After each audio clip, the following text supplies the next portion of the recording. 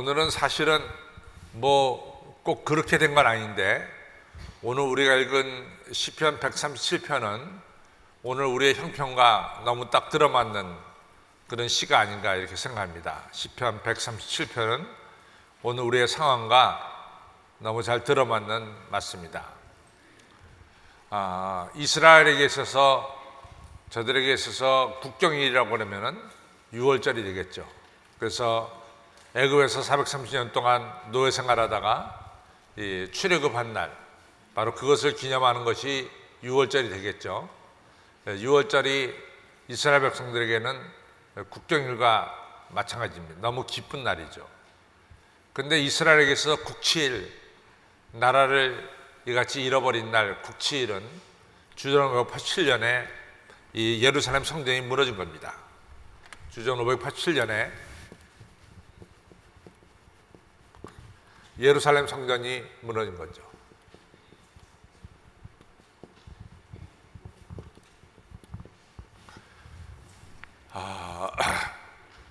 아시다시피 우리가 여러분 벌써 역사를 많이 알았기 때문에 많이들 알고 계시지만은 주전 597년에, 지금부터 10년 전, 이 587년 10년 전에 이미 바벨론 포로로 1차로 끌려갔죠. 그때 약 한 3,200명 정도가 1차로 끌려갔습니다. 그때 끌려간 사람들이 아시다시피 여호와긴이라는 왕이 끌려갔고, 또 우리가 잘 알고 있는 에스겔 선지자가 끌려갔습니다. 근데 이제 비록 597년에 이 사람들이 바벨론 포로로 끌려갔지만도 이분들에게는 소망이 있었습니다. 어떤 소망이 있었냐면은, 아직까지는 예루살렘 성전이 버티고 있으니까, 내 성전하면은 우리가 한 대로 얘가 지성소고 얘가 성소죠. 근데 지성소 안에는 뭐가 있습니까? 하나님 법궤가 있단 말이죠. 하나님 법궤는 하나님의 임재를 상징하는 거죠. 따라서 이제 이스라엘 백성들이 예루살렘 성전이 버젓이 시온산 위에 있으니까, 하나님이 살아계시니까 이제 머지않은 날 자기들이 바벨론 포로에서 고국으로 돌아갈 것이다, 이렇게 생각을 했어요. 그렇죠? 그런데 알다시피 이 10년 뒤에 587년에 예루살렘 성전이 돌 하나도 도리에 남기지 않고 바벨론으로부터 멸망을 당했습니다. 이게 굉장히 끔찍한 사건이잖아요. 그러니까 우리가 에스겔서에 보면 요 에스겔이 요 소식을 에스겔 32장 12절에서 듣습니다. 에스겔도 바벨론 포로로 끌려가 있으면서, 에스겔이 바벨론 포로로 끌려갈 때는 예루살렘 성전이 있었단 말이죠. 그런데 바벨론 포로 생활하던 중에 소식을 들었어요. 예루살렘 성전이 돌 하나도 남기지 않고 파괴가 됐다. 근데 이거는 굉장한 여러 가지로 이제 의미가 해석되는데, 첫째는 하나님은 과연 계신가? 이것도 되고요. 또 두 번째는 결국은 하나님이 이 바벨론 신인 마르둑이라는 신과 싸워서 진 거거든요. 그러니까 전능하신 하나님 맞는가? 어떻게 바벨론 신과 싸워서 지는가? 정말 하나님은 전능하신 하나님이신가? 이런 질문도 당연히 가지게 돼 있죠. 또 하나님은 우리를 버린 것이 아닌가? 이런 질문도 자연스럽게 올라오게 되죠. 이 정도로 이같이 예루살렘 성전 파괴는 이 이스라엘 백성들에게 엄청난 충격을 줬습니다. 그래서 제가 그 얘기를 하죠. 예루살렘 성전이 파괴하고 나서 그 다음에 그 당시에 쓰여진 성경책이 뭐냐면 예레미야, 에가다. 그다음 바로 성전이 무너지고 나서 쓰여진 성경책이 예레미야, 에가다. 그래서 예레미야, 에가 여러분들이 1장 1절을 펼쳐보면은 슬프도소이다 이렇게 나와요. 근데 영어로 보면은 뭐라고 나오냐면 how로 나옵니다. 하나님, 어떻게 이런 일이 벌어질 수가 있습니까? 이것은 전능하신 하나님이 어떻게 패배할 수가 있고 마르둑이라는 신한테 패배할 수가 있습니까? 하나님 어떻게 우리를 버릴 수가 있습니까? 이렇게 이제 나오는 것이 바로 예레미야 애가죠. 이 정도로 이스라엘 백성들에게 있어서 예루살렘 성전 파괴는 엄청난 충격이죠. 그래서 예루살렘 성전이 파괴되었다, 이 소식을 듣고 바벨론 포로 생활하는 이스라엘 사람들의 마음의 상태가 어떤 상태냐? 그것이 바로 에스겔 37장에 나오는 골짜기에 있는 마른 뼈들입니다. 바로 이 예루살렘 성전이 파괴하고 나서 그 당시에 이 바벨론의 포로로 끌려왔던 사람들의 마음의 상태가 뭐냐? 바로 골짜기에 쌓여진 마른 뼈들처럼 소망을 다 잃어버린 그런 상태였다라고 하는 사실입니다. 근데 아시다시피 이스라엘 백성들이 예루살렘 성전 파괴한 것을 잊지 못해요. 잊지 못한 게 뭐냐면은 예루살렘 성전이 2번 파괴가 됐죠. 2번. 언제 파괴가 되냐면 587년에 이제 바벨론한테 파괴가 되고, 두 번째 파괴가 된 것은 515년에 이제 성전이 2차로 성전이 지어지잖아요. 수룹바벨, 그 다음에 이같이 예수와 학계 이런 분들의 이러한 열심으로 성전을 바벨론 포로로 끌려와 성전 짓자 해서 515년에 제2의 성전이 지어지잖아요.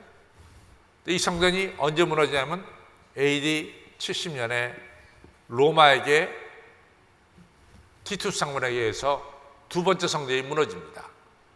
그리고 나서 지금까지는 예루살렘 성전이 없어요. 그러니까 이스라엘 백성들에게 있어서 이 성전 파괴됐다는 것은 마치 자기들이 무너진 것과 똑같아. 내가 죽은 것과 똑같아요. 그 정도로 심각합니다. 그래가지고 우리가 요즘 새벽에 이 요한계시록을 생각하거든요.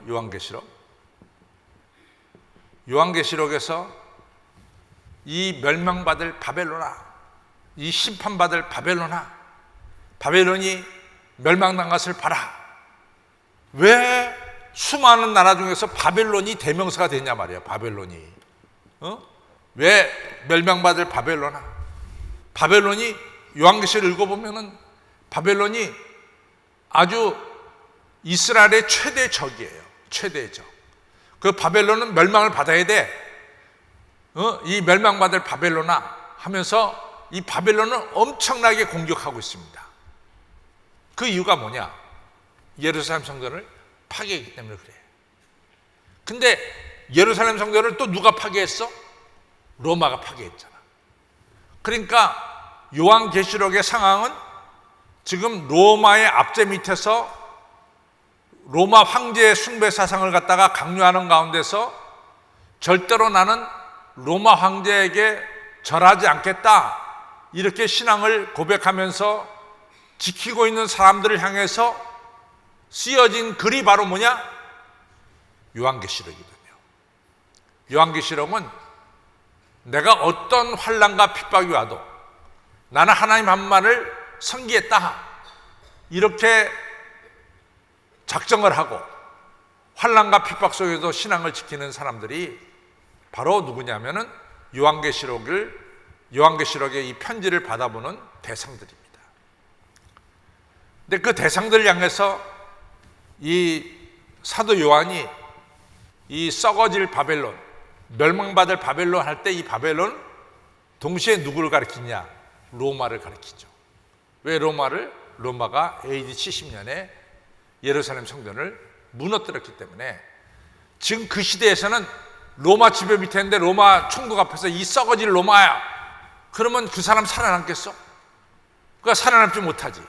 그러나 약간 은유적으로, 약간 비유적으로 썩어질 바벨로나 하면은 물론 587년에 예루살렘 성전을 무너뜨린 바벨론도 생각하지만은 동시에 뭘 상징하고 있어요? 70년에 예루살렘 성전을 파괴시킨 로마도 상징하고 있죠. 그래서 이 이스라엘 백성들에게 있어서 가장 끔찍한 사건은 뭐냐? 예루살렘 성전이 무너진 사건이에요. 성전이 무너진 사건입니다. 그래서 오늘 우리가 읽은 137편은 얼마나 예루살렘 사람들이, 이스라엘 사람들이 성전을 사랑하고 있는가, 이거에 대한 단적인 표현이 오늘 시편 137편이에요. 시편 137편은 성전을 사랑하는 하나님의 백성들의 하나의 고백이고 하나의 시다, 이렇게 생각하면 되겠습니다. 여러분들 우리나라도 마찬가지잖아요. 우리나라도 1910년 8월에, 그게 정확히 8월 며칠인지가 안 나와요. 우리나라가 한일 합병이 된 게 1910년 8월까지만 나오더라고. 제가 막 찾았거든요. 8월 며칠 날 도대체 우리나라 이같이 주권을 갖다가 일본에다가 넘겼는지 그 날짜를 제가 찾아보려고 애썼는데 그 날짜가 안 나와요. 그냥 1910년 8월에 우리나라가 일본에게 합병됐다, 이렇게만 나와요. 8월 며칠인지 모르겠어요. 그래서 1910년 우리가 8월 갔다가 우리가 뭐라고 말합니까? 경술국치라죠. 경술국치. 나라가 일본에게 넘겨진 날, 경술국치라고 그러죠. 나라를 빼앗기고 나서 우리가 일제 36년 동안 살면서 우리가 얼마나 슬펐어요. 그래서 그 슬픔에 대한 시를 제가 한 2개를 뽑았어요. 이제 여러분들 보시길 바랍니다. 시편 2개. 프린트물에 나와요. 첫째는 이상화라는 분의 시예요. 이상화라는 분의 시인데, 빼앗긴 들에도 봄은 오는가? 이 빼앗긴 들에, 우리나라를 일본에게 빼앗기고 나서 봄이 왔는데 과연 봄이 왔는가? 이런 시죠. 너무나 우리가 살고 있는, 조상부터 살고 있는 땅인데 지금은 남의 땅, 빼앗긴 들에도 봄은 오는가? 나는 온몸에 햇살을 받고, 지금 봄이기 때문에 햇살을 받고 있어요. 푸른 하늘, 푸른 들이 맞붙은 저 지평선 끝으로 가르마 같은 농길을 따라 꿈속을 가듯 걸어만 간다. 내가 봄의 기운을 느끼면서 가긴 하는데 정말 봄이 왔는가? 빼앗긴 땅에 입술을 담은 하늘아 들아, 내 맘에는 나 혼자 온 것 같지를 않구나. 내가 이 자리로 나를 끌었느냐? 누가 부르더냐? 답답하라, 말을 해다오. 언제 이 땅에 해방이 주어지는지 좀 답답하다, 좀 말을 해다오 하는 나라 빼앗긴 이런 안타까운 시인의 이야기가 여기 나옵니다. 또 우리가 학교 때 많이 읽었던 시죠. 그 다음 시는 이처럼 시인은 나라가 독립될 것을 기다리고 있음을 알 수 있습니다. 민족 시인 윤동주의 십자가라는 시가 있습니다. 쫓아오던 햇빛인데 지금은 교회당 꼭대기 십자가에 걸렸습니다. 괴로웠던 사나이 행복한 예수 그리스도에게처럼 십자가 허락된다면 모가지를 들이우고 꽃처럼 피어나는 피를 어두워가는 하늘 밑에 조용히 흘리겠습니다. 예수님이 십자가에 달리셔서 죄악과 죽음의 포로가 되었던 여러분과 저를 해방시켰듯이, 만약 윤동주 자기가 죽어서 우리나라가 독립이 된다면 자기는 죽겠다, 이런 아주 대단한 시를 올리고 있죠. 이처럼 이 나라를 빼앗기고 일제 밑에서 안타까웠던 이런 우리 조상들의 안타까움을 보게 됩니다. 지금 우리나라 현실이 그렇잖아요. 일본하고 우리하고 지금 뭐 보통 어려운 관계로 치닫는 것이 아닙니다. 어떻게 전개될는지, 앞으로 어떻게 전개될는지 정말 그야말로 다 한치 앞을 내다볼 수 없는 이런 관계로 지금 나가고 있습니다. 이런 생활 속에서 우리가 이스라엘 백성들이 바벨론 포로 생활 속에서 어떻게 행했느냐 하는 것을 우리가 알 수 있어요. 자, 우리 성경을 좀 보겠습니다. 이제 130편을 가겠습니다.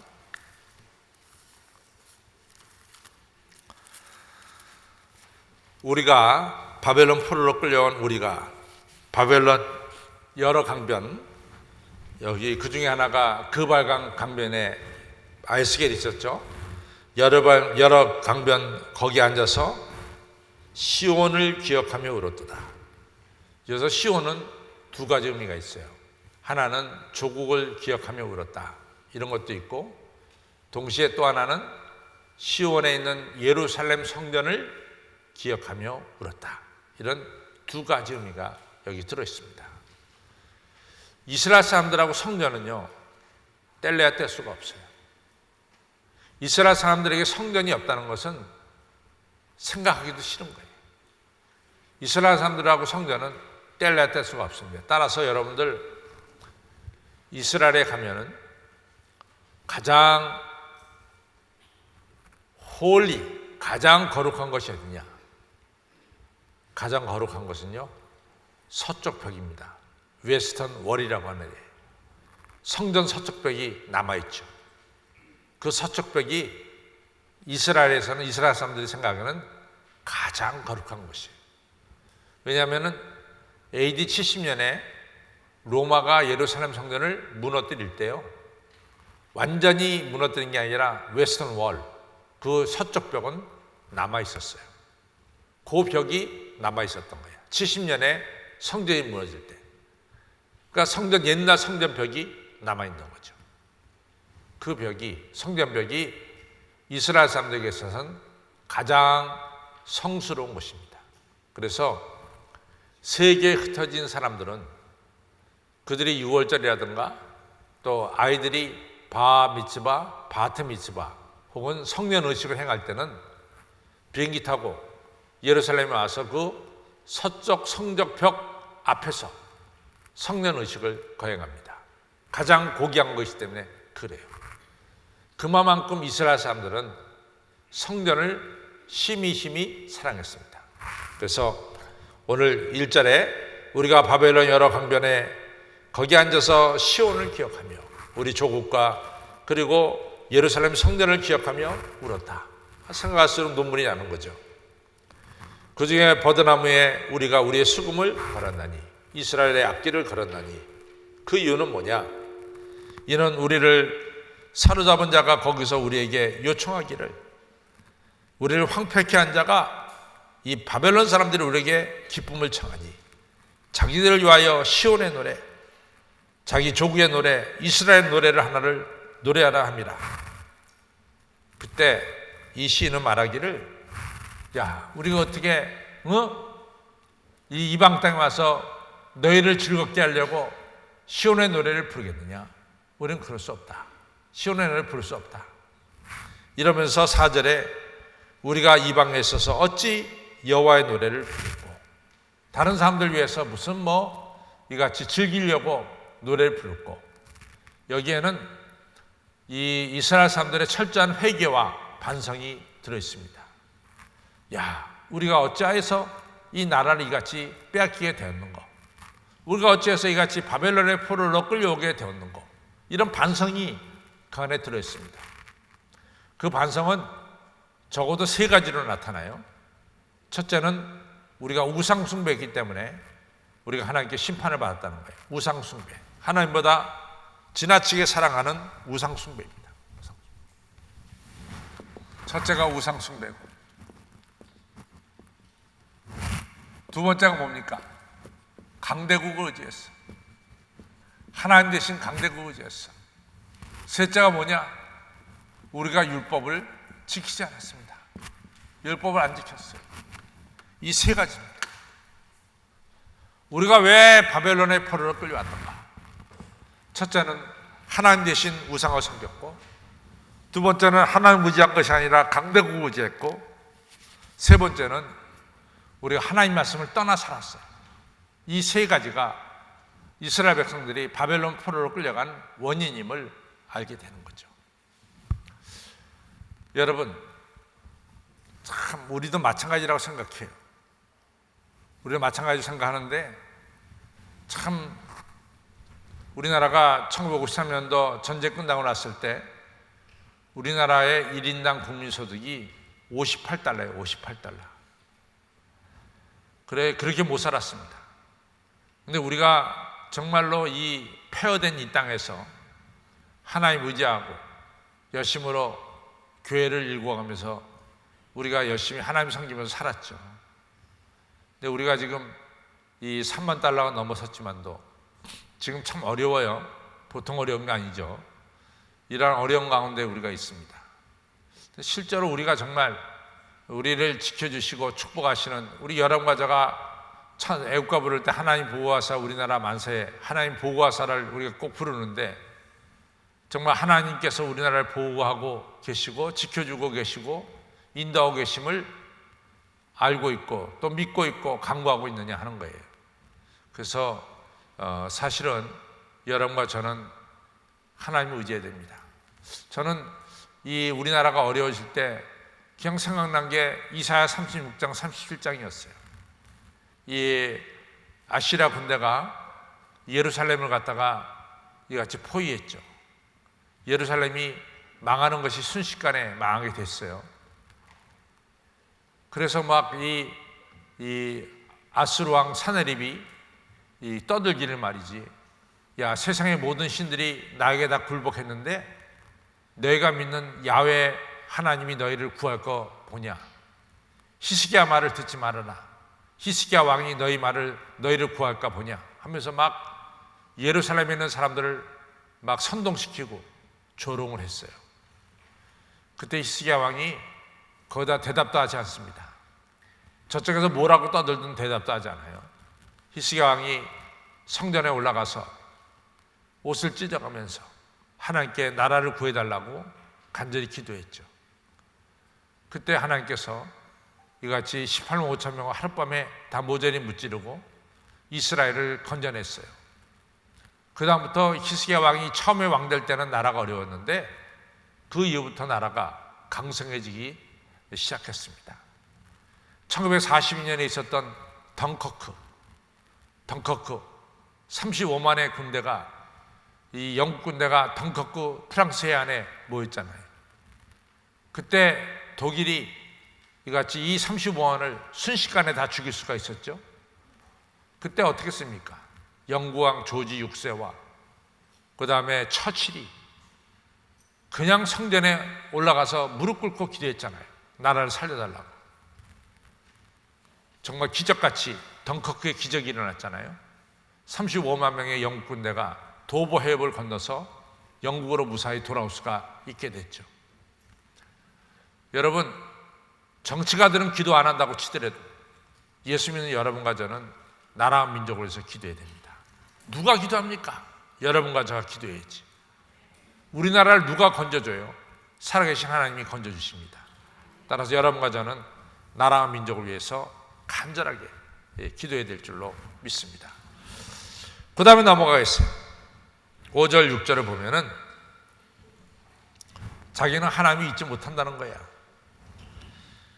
예루살렘아, 내가 너를 잊으신데 내 오른손이 그 재주를 잊을지로다. 내가 어찌 성전을 잊겠냐? 내가 어찌 예루살렘 하나님 계신 성전을 잊겠냐? 6절, 내가 예루살렘을 기억지 아니하거나 내가 너를 나의 제일 즐거워하는 것보다 지나치게 아니할진대 내 혀가 내 입천장에 붙을지로다. 나는 누가 뭐라 그래도 예루살렘 하나님을 가장 사랑하고 하나님보다 지나치게 사랑하는 건 없다. 나는 하나님 이상 사랑하는 것이 없다. 이런 아주 분명한 신앙 고백을 하고 있죠. 하나님보다 더 사랑하는 것은 없다. 여러분, 이런 하나님에 대한 사랑이 있어야 돼요. 이런 하나님의 사랑이. 오늘 이제 어딜 가는데 여집사가 차를 운전하면서 그래요. 목사님, 제가 어저께 유치원 학생들을 이렇게 통학하다가 성모병원에서 이렇게 이 좌회전해가지고 교회로 와야 되는데 경찰, 사이드카 경찰들이 이 엄청나게 깔려가지고 신호를 통제했다는 거죠. 근데 신호 통제가 한 3번 지나도록 통제가 됐대요. 그러면서 기다리면서 보니까 이 엄청나게 긴 행렬이 이 위에서부터 이 남쪽에서부터 반포대교 쪽으로 지나가더라는 거죠. 그 행렬이 어마어마하게 길었대요. 그래서 자기가 도대체 뭐냐 하고 자기가 봤더니 이스라엘 대통령 차가 그 대통령 이스라엘 국기를 단 대통령차가 지나가는데 엄청나게 행렬을 같이 하고 지나갔다는 거지. 여러분, 이스라엘이 600만 살아요. 600만. 이게 뭐 별로 큰 나라도 아니라고. 근데 우리나라가 미국 대통령 트럼프만큼 경호를 해주고 있어요. 600만 사는 나라인데. 왜 그래요? 하나님이 함께하는 나라니까. 그 나라를 누가 건들지도 못하잖아. 얼마나 그 나라가 백성들이 하나님을 사랑하고 또 하나님을 의지하고 있어요. 여러분들 이 600만밖에 안 사는 나라야. 그 나라 우리나라 강원도보다도 작아. 우리나라 강원도보다 작은 나라가 이스라엘이라는 나라야. 우리나라 인구의 10분의 1이요. 남한 인구에. 우린 5천만인데 거의 600만이야. 남북한에 지금. 그럼에도 불구하고 누가 이 세상에서 이스라엘을 무시합니까? 무시하는 나라 하나도 없죠. 여러분들 작은 나라지만 강한 나라가 이스라엘이죠. 왜 그랬을까? 하나님이 역사하신 나라니까 그런 거죠. 성도 여러분, 우리나라도 하나님이 역사하고 축복하는 나라가 되어야 될 줄로 믿습니다. 그의 가장 정점 뭐냐? 하나님이 잊지 않는 거예요. 하나님을 늘 기억하는 거예요. 성전을 사랑하는 거죠. 우리 5절 6절 다시 봅니다. 시작. 예루살렘아, 내가 너를 잊은데 내 오른손이 그 저주를 잊을지로다. 내가 예루살렘을 기억지 아니하거나 내가 나의 제일 즐거운 것보다 지나치게 아니하친데 내 혀가 내 입천장에 붙을지로다. 나는 하나님을 제일로 사랑한다 이거죠. 누가 뭐라 그래도 나는 하나님을 제일로 사랑한다. 그 다음에는 이 원수들에 대한 이야기예요. 좀 이게 아주 좀 심각한 얘기, 좀 세게 나오죠. 세게. 그렇지만은 저는 이 이스라엘 사람들의 속마음을 표현했다고 생각해요. 7절. 여호와여, 예루살렘에 해봤던 날을 기억하소서. 587년에 예루살렘을 해봤던 에돔 자손을 치소서. 제 말이 회파하라 그 기초까지 회파하라. 참 이게 에돔은 누구의 후손이에요? 에돔 에서의 후손이야. 그런데 사촌이 땅을 사면 배가 아프다고 이 에돔 사람들이 이스라엘 잘 되는 것을 눈을 뜨고 못 봐. 눈을 뜨고 못 보는 거야. 그래가지고 이 바벨론이 쳐들어올 때 말이죠. 바벨론 군대를 밥 먹여주고 지켜주던 사람들이 에돔 사람이야. 그러니까 여러분들 이 이스라엘 사람들이 이걸 정말 견딜 수가 없죠. 그래서 여러분들 우리가 이제 성경에 보면 아주 이제 재밌는 성경이 있는데 성경 여기도 제가 써놨어요. 성경을 보면은 이 오바다라고 하는 선지 있죠. 오바다 한번 찾아봐. 오바다는 이 처음부터 끝까지 에돔에 대한 저주로 나와. 오바다는 어디 있냐면 소선지자에 있어요. 저기 소선지서에 있습니다.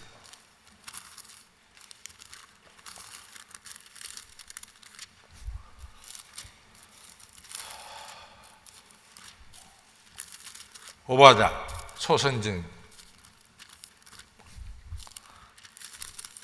이게 안 찾아지냐? 오바다 찾아집니다. 이 1285페이지 있어요. 오바다의 묵시라 1장 1절. 주 여호와께서 에돔에 대하여 이같이 말씀하시니라. 우리 여호와께로 말미암아 이 소식을 들었니 곧 사자가 열국 중에 보내심을 받고 이르기를 너희는 일어날지어다 우리가 일어나서 그로 더불어 싸울지로다.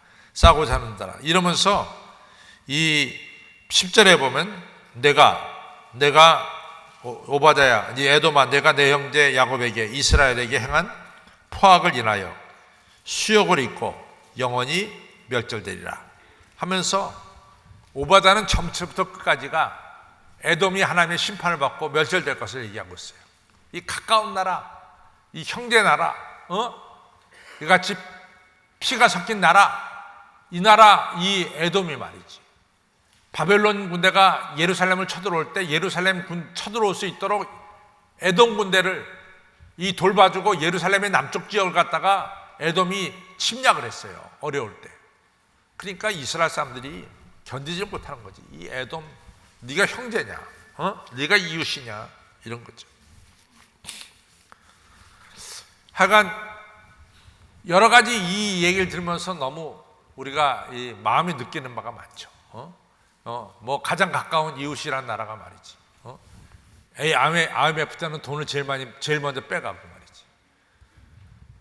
그 제가 그랬잖아요. 나고야에 있는 교회 장로님이, 일본 교회 장로님이 그런 얘기를 했잖아요. 저한테서. 자기가 한국을 미워한 적이 없는데, 한국을 정말 미워한 것은 한국의 이 삼성이 소니 텔레비를 앞질리고 때부터 자기가 미워하기 시작했다. 그러니까 이제 한국 경제가 항상 한국은 자기보다 못한 나라, 못 사는 나라, 자기들이 돌봐줘야 되는 나라, 우리가 국리를 베풀어야 되는 나라, 이리 생각했는데 왠가 이 한국이라는 나라가 어느 날 소니라는 텔레비보다 더 많이 팔리게 되고 더 인기가 있고 그 다음부터 마음에 시기와 질투가 솟아나기 시작하는 거죠. 그래서 그 다음부터는 한국이 미워지기 시작하는데 제가 하나님께 기도한대잖아요. 한국을 미워하지 않게 해달라고. 일본 사람들이 그런 것 같아요. 우리나라가 조금 잘 살게 되니까 이걸 그냥 초장에 잘라버리자. 뭐 이런 어떤 악한 마음이 저들에게 있는 것 같아요. 여러분, 이런 때일수록 우리는 열심히 하나님께 의지하고 기도해야 될 줄로 믿습니다. 우리나라 아주 경제적으로 아주 더 일어서지 못하도록 일본이 이같이 우리나라 경제를 흔들고 있습니다. 그때일수록 우리가 더 기도해야 될 줄로 믿습니다. 자, 137편 또 가겠어요. 얼마나 이스라엘 사람들이 원통했냐면은 7절에 보면은 여호와여 예루살렘에 해봤던 날 기억하소서, 에돔 자손을 치소서. 저들의 말이 예루살렘을 회포하라 회포하라 그 기초까지 회포하라 했나이다. 하나님 그 저들이 저지른 얘기 아시죠? 그런 말 했습니다. 8절 여자 같은 멸망한 바벨론아. 이제 바벨론이 예루살렘 성전을 무너뜨렸잖아요. 내가 우리에게 행한 대로 내게 갚는 자가 유복하리로다. 그러니까 바벨론에게 복수하는 자가 복이 있을 것이다.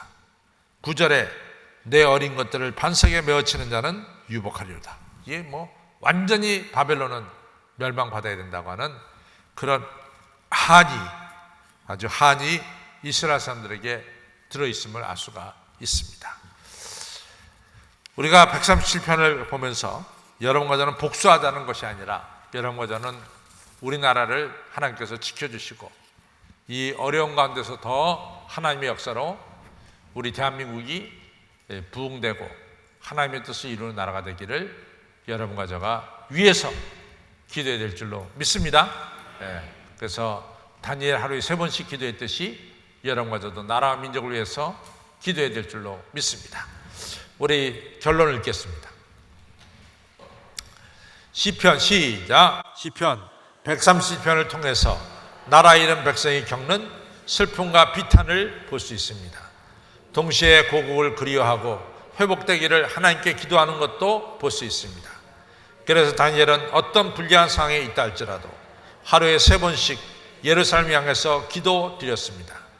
성도 여러분, 애국가에 나오는 하나님이 보호하사 우리나라 만세라는 가사처럼 하나님께서 지켜주실 때 나라는 든든하게 세워질 수 있습니다. 따라서 우리는 나라와 민족을 위해서 기도하는 성도가 되어야 하겠습니다. 그리고 하나님의 은혜로 하나님의 복음으로 남과 북이 통일되는 그날을 바라보면서 신앙생활을 열심히 해야 하겠습니다. 아멘. 기도하는 여러분과 저 꼭 되시기를 바랍니다.